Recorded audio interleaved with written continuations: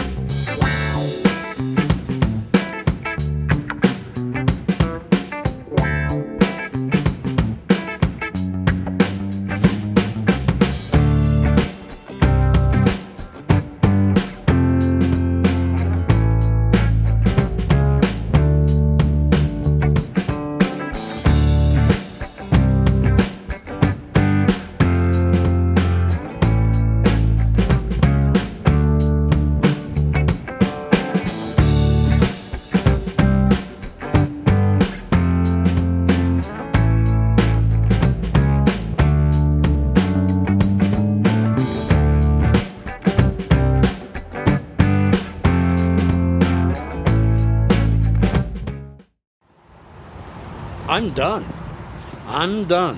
I stuck with my regular prescription of 6 grams per day, and I'm renewed for another year. And that's about it. You know, I will say that I'm impressed. The doctors and nurses here have come a long way and learned an awful lot more about it, and they understand supporting to support the gray market is understandable. They don't go, oh my God, you're using the gray market, we can't talk to you. They go, yeah, we know. Every single one of us has used the gray market, and if it wasn't for the gray market, the green market wouldn't be here. It's the gray market that brought it to a boiling point. So, pitter patter, I'm getting at her. I'm going home, and by the time I get home, I'll go back out and get my son, and back to Gord in the morning for Hippie Talks. Peace and cheers. Love and harmony. Look at that behind me. That's Spirit Leaf. I was just there. Wonderful, wonderful lady in there talking about cannabis. They don't even have any cannabis. They're open, but they only sell accessories for now because of the so-called cannabis shortage. And we talked about, you look right here, there is a sign for a liquor store, selling their alcohol, hard alcohol, vodka, $19 for a big bottle. And yet, this cannabis store is not allowed to put up any street signage. So they can advertise, come and get this alcohol. You drink 2 bottles, you'll die, but come and get it. Yet, a cannabis store that doesn't even have cannabis yet in stock because of the so-called shortage cannot advertise on the street, cannot advertise in newspapers, nothing. So, Canada legal market, you have a long ways to go. Back to Gord. Thanks for throwing that over to me, Gordy. It's Gord. It's now Friday morning, and what a day I had yesterday, and I hope that that video was okay for you. It started off as just a talk about going and getting your medical license, and it morphed into a review of the industry, checking out a few places. So now you know, now I'm going to talk briefly about the entire medical cannabis industry in Canada. The medical industry has been left alone. This government has totally ignored the health of our people. We are now being taxed on our medical prescriptions, which is not supposed to happen in this country. We also, although people with no ailments, just recreational users, can go almost anywhere in Calgary and find legal cannabis, we medical people can only order through our facilities online. Again, another a fail of the medical industry. Bigger fail of our current Liberal government. As you've seen over the last couple of days, I purchased from one facility, and since then I've been in two other recreational facilities, and they don't even have product. And right near us, we have another recreational facility a block and a half away called 5 Point Cannabis, and they've been given their license, they've been given their okay, but there's no product. Every single person I spoke to talked about the product shortage. Everyone's using the little, I forget what you call that, but everyone's using those because it's a bunch of crap. There is a lot of product in Canada, but because of all the most provinces you got to jump through hoops to even find a store. I think Ontario, our biggest province, only has one or two stores. On top of that, the online stuff is crap and difficult to get and takes a long time. The medical people need their stuff, and they have really shrunk the amount of licenses they're giving out to growers.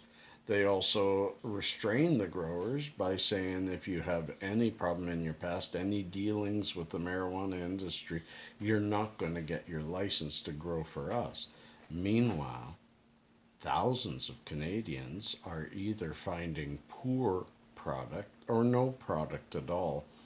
And that's why our current gray market, not black market, gray market, is thriving. And none of this flies in the face of what I have said about this market. It is an infant. It has just come out of prison.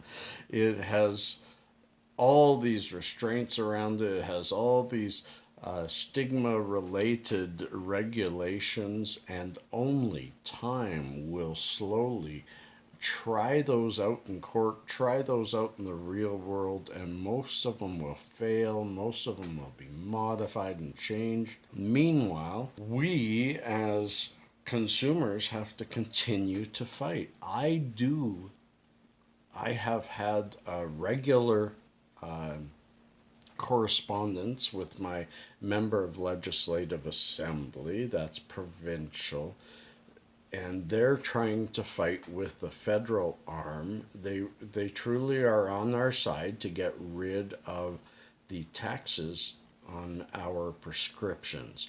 I get it. Tax the market for recreational. That's how Colorado has grown new schools, new playgrounds, put a lot of money back into the community, and I want to see all of our communities across Canada be able to do that.